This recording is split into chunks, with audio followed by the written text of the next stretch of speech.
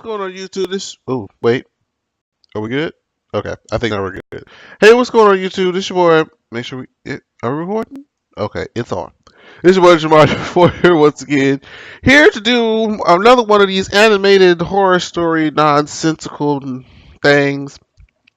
Now, for those of you who don't know, or who may be new, every now and then I like to do reactions to these animated horror stories and watch these people be stupid. And unfortunately, this person on YouTube doesn't upload very often, so we just kind of catch it when we can. But I'm gonna do the audio ones more often. Like there's one over here to the side, 3 highway horror stories. I may do those tomorrow. I may do those tomorrow when I get off work. So we'll see. This is supposed to be house sitting horror stories, so we're about to see these people be stupid because you know they're gonna be stupid. You know it. And I'm gonna be like obnoxiously chewing ice just because I'm one of those people that does that. But I'm gonna try to keep it quiet. Oh shoot, wait, I messed up.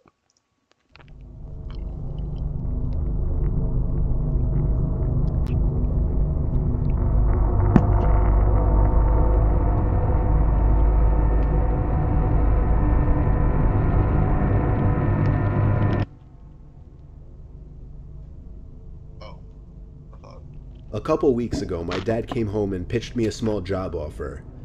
One of his coworkers was going away for a few days and needed somebody he could trust to watch over his house. The reason my dad pitched this to me was because the man's house has a big CCTV system, basically a camera in every room, and then an operating desk where all screens could be watched on a big monitor. And I'm a computer science major, so my dad just always assumes that I know how to work anything technological. The man told my dad that he'd pay me $200 for the 2 days just to watch the house. Whatever that meant. My dad drove me to the house and introduced me. Okay, first of all, wait a minute. I just realized something. I am going to hold this person, as bad as this is going to sound, forgive me. As bad as this is about to sound, just forgive me ahead of time.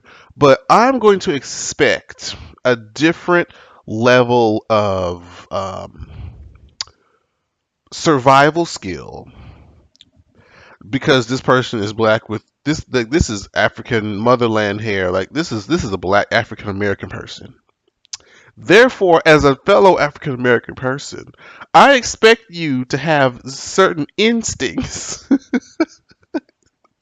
Okay, when it comes to certain situations. Now we're gonna trust. I'm gonna see if you're gonna let me down.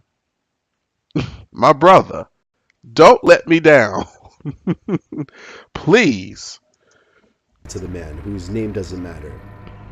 The man made it seem like he preferred I stay in the upstairs room with the monitors as opposed to roaming the house all day. That was fine with me though. So when I wasn't eating, I was mostly just sitting in that room with the TV on in the background, and doing schoolwork on my laptop. Ironically, the thing I was doing the least was keeping an eye on the monitors. Night came. I started wondering where in the house I should sleep, since surprisingly, we hadn't discussed that. So I sat back down at the desk and looked at all the different rooms on the screens to see which rooms had beds or couches. I noticed something I wasn't expecting to notice though. The back screen door was open downstairs. I didn't remember it being open.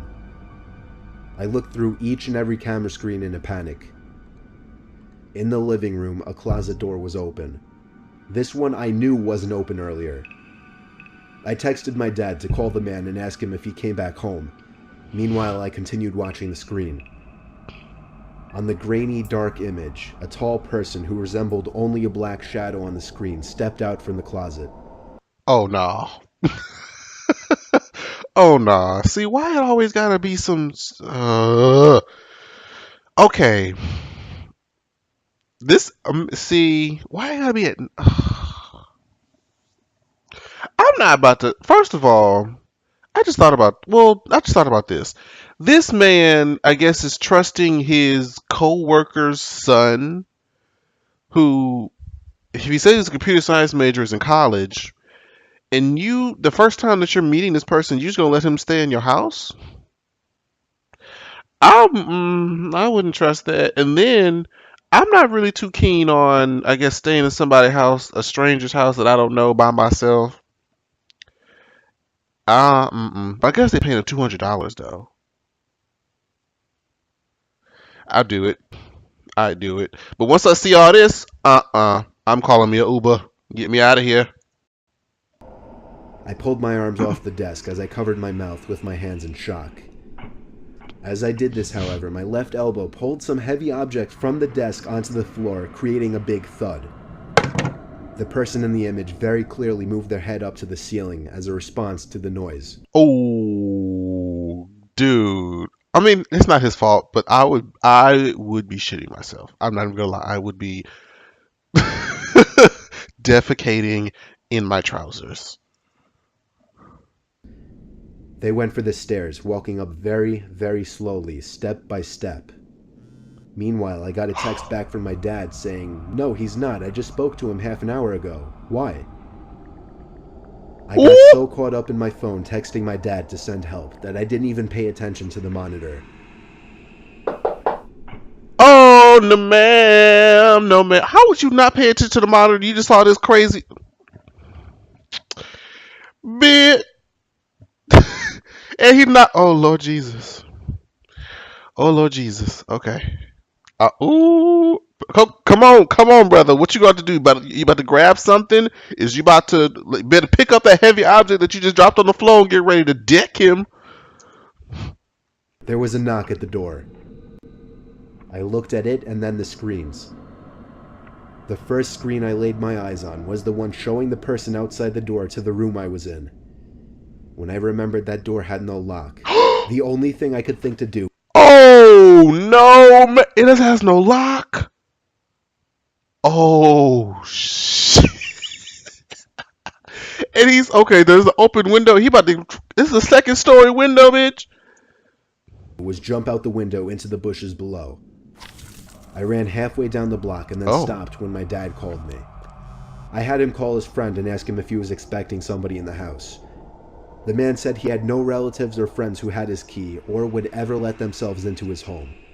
So he called the cops and had them review the footage. I got to watch all of it, and it showed everything. From the moment the intruder broke the glass to the backyard door, to the moment I jumped out the window and him running away shortly after. The intruder was never found. The footage was just too dark to identify his face. Bitch.